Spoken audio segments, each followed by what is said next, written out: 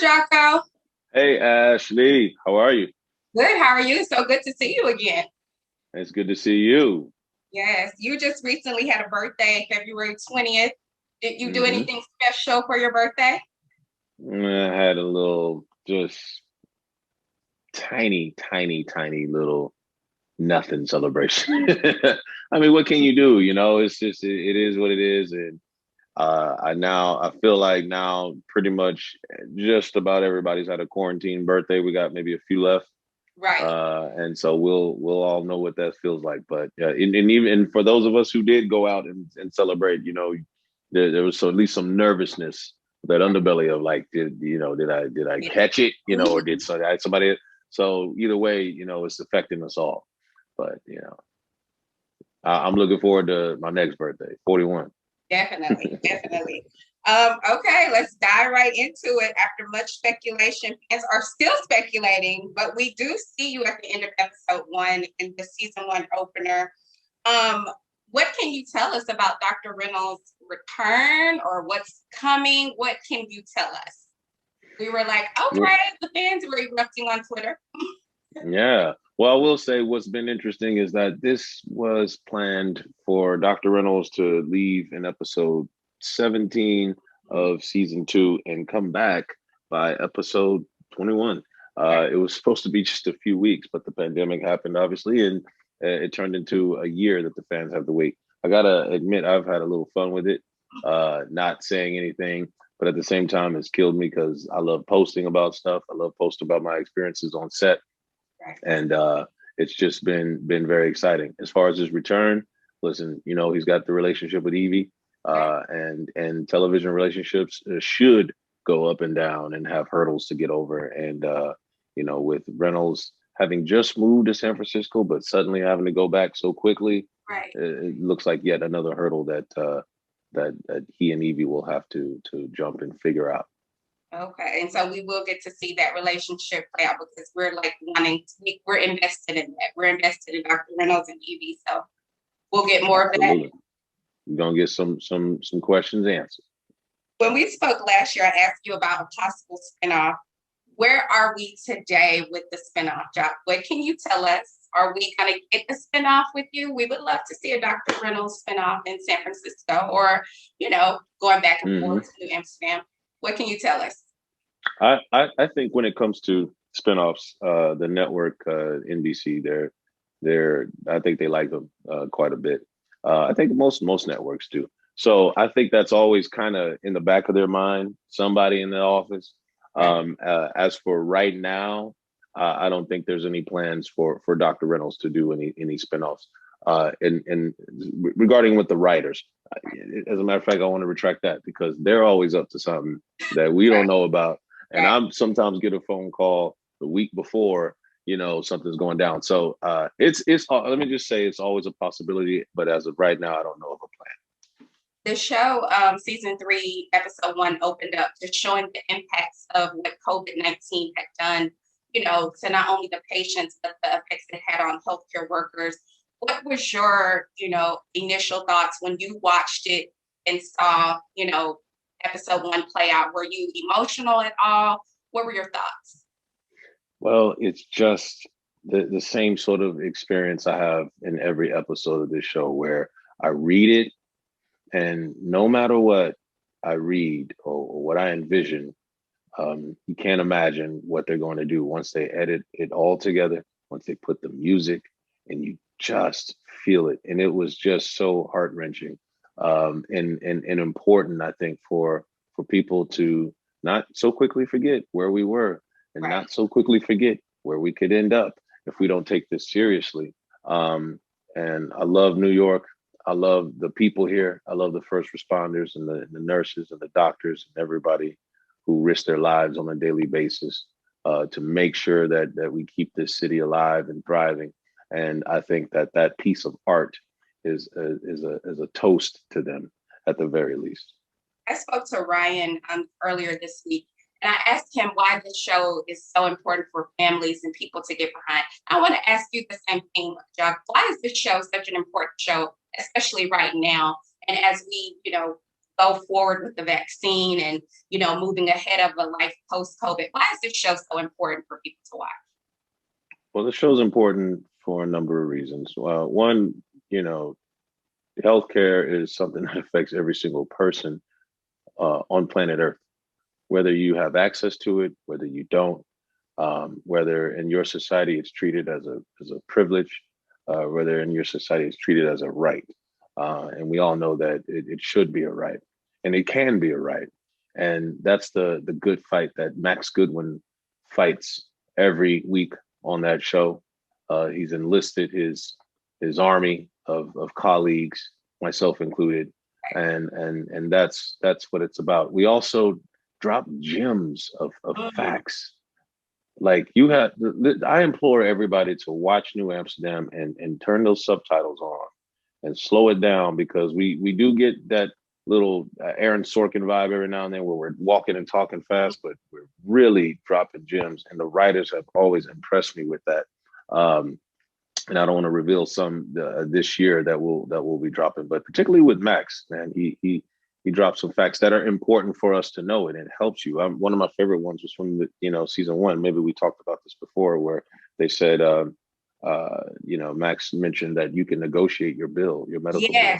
Yes. Yeah, these are things that I didn't know if I was not on, let alone watching New Amsterdam. So that's a reason. But another reason that you should watch with your family is because it's just damn good fun. Right. My favorite type of show is a show that you have where you have these characters you're invested in, and you have the story you're invested in, and it's drama, but you have comedic moments in it. I remember in season 1 where the writers wrote me a couple of funny things, and that I just embraced, and they loved, and they wrote some more, and they have some moments between Max and I, and we could also handle these issues like Black Lives Matter, which will come up this year, and all of these social issues, but we could do it with a hint of humor.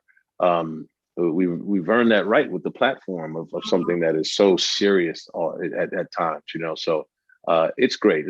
I can go on and on about why families should watch the show, but it's just fantastic. And when are we going to see? Are you at episode 2, episode 4? I've heard. When are we going to get Dr. Reynolds? Like throughout the whole episode, we want to know that. What can you? Yeah.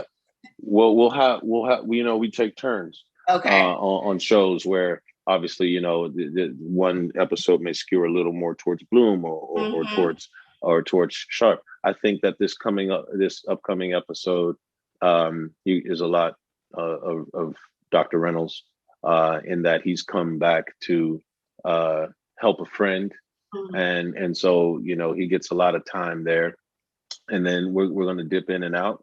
Dr. Reynolds is always dealing with some sort of love situation with his girl or his past fling with Bloom.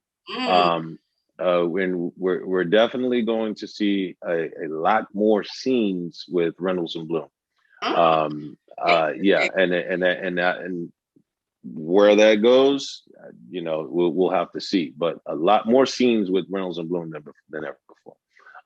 And let's see. And then we're gonna tackle some of these social issues too that we've all experienced. First of all, that we experience our whole lives, because first and foremost, it's just interesting to see people wake up and see what's going on.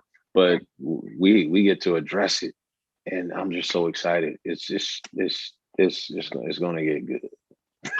We have to come back and talk about that thing. I cannot wait. Now, Jocko, we're both from Texas, and yesterday, Texas Governor Greg Abbott issued an executive order ending the mask mandate. Effective immediately, he says that Texas is 100% fully open. What did you think when had you heard the news? And if you haven't heard the news, what do you think about, them ending the mask mandate in Texas? I had heard the news, and I had to, a couple of weeks ago, call and figure out a way to get power to my grandmother, and make sure my dad had food and they're 200 miles away from each other. My grandma's in San Antonio, dad's in Houston. My grandmother stood out in the cold for over an hour while I stayed with her on the cell phone. I'm here in New York to get into a grocery store and get food. This is real. Right.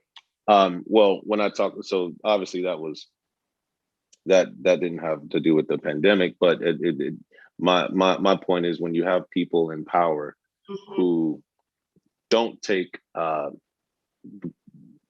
tragedies seriously, or they put their own self-interest ahead of communities and the people and their constituents, it's always baffling to me. On the other hand, at the same time, I understand that we've been on lockdown. I understand that, that people need childcare. There's a lot of people who can't go to work because they have their children at home. There's a lot of people who are getting tired of the kids. There's a lot of, there's a lot that we are dealing with. There's a lot of psychological ramifications of having to stay indoors. You have to weigh that risk. And you have to at least consider it and have that conversation. So I don't understand all the decisions they make in Texas, Mr. Abbott. And in other states, Texas is not alone. Right. There's some other states. I heard Mississippi is following, and Florida has always marched to the beat of its own drum. That said, I don't know. Yeah, I love this question. It's so political, and I could talk all day about this stuff. It's odd. I understand the desire to want to make sure your businesses are not going to be lost forever. I get it. I just feel like there's a way that we can do it safely. To say that, no mask mandate, and these are the same people who kind of failed with the grid. These things aren't working. These things don't work out. So it's obvious. Right. I think we should come up with other solutions. Maybe Dr. Reynolds should go and advise Greg Abbott, Jocko, or maybe Jocko should go and advise.